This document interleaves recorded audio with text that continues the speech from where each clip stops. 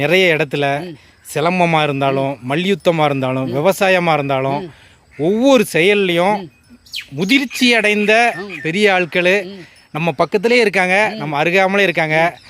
நம்ம அவங்கள உத்து பார்த்தா தான் அவங்க ரெண்டு பேச்சு பேசி நல்லதை பேசணும் போதான் தேடி எந்த கலையும் தேடி வரும்போது அது தானாக கடவுள் கொடுப்பாரு. கடவுள் கொடுத்தவர். ஆமாம், இது எல்லா மனிதனுக்கும் பொருந்தும்.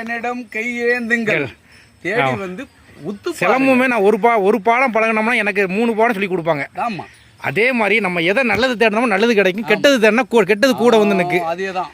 ஆமாம், நல்ல விஷயம் நான் தேடி பழகிட்டு நிறைய விஷயம். இப்போ சாரை பார்த்தேன், அவர் நிலத்தை சொன்னார். இந்த நிலமை சொன்னும்போது அழகாக ஒரு பாடல். இது வரைக்கும் நான் பார்த்ததே, எனக்கு கேள்விப்பட்டதே கிடையாது.